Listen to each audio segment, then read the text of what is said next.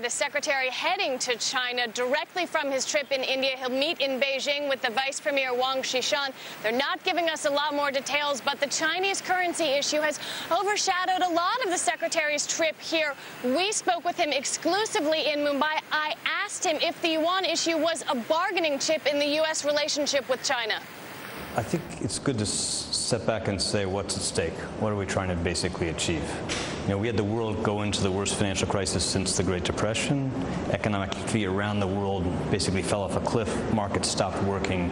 It was catastrophic, gravest moment in contemporary economic history.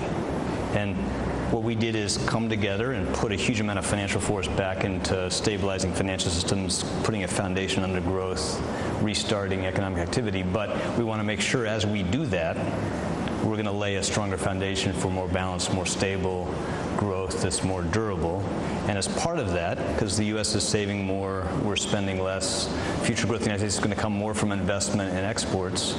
We're trying to work with other countries around the world to make sure that the world can go faster as those adjustments in the U.S. happen. And that means that countries large and small, countries around the world, have a huge interest in making sure that growth in their countries comes more from domestic sources. So that's what's at stake. That's what we're trying to generate support for around the world. And I think there's a very strong commitment and recognition of that around the world.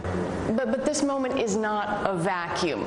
The Iran sanction issue, the currency issue, no one looks at the timing of the currency report right now and says the U.S. doesn't want things from China. That's the way the world works. You know, we face a variety of challenges around the world on the security side and the economic side. We have to pursue our interests as a country and our common interests together in resolving those kind of challenges. Nothing unique in that.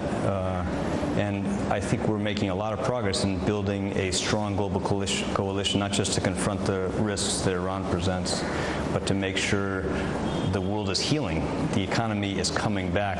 We're going to see more growth, more job creation, greater economic confidence. We can do both those things together.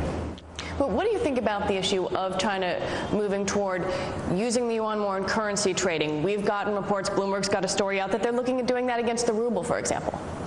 Well, I think China's undergoing what is a necessary, natural process of basic development and growth, which is, you know, they're trying to strengthen the way markets work in their country. They're trying to develop their financial system. They're becoming more open to the world.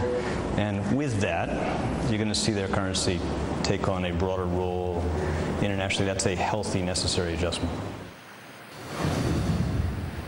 One of the things, Deirdre, I should point out that Secretary Geithner has been doing here in India is trying to build support for what he calls the G20 approach to getting China to revalue the yuan, having countries like India, who also have significant trade with China, weigh in subtly on their own economic self-interest to try to present a broader agenda than just that of the U.S.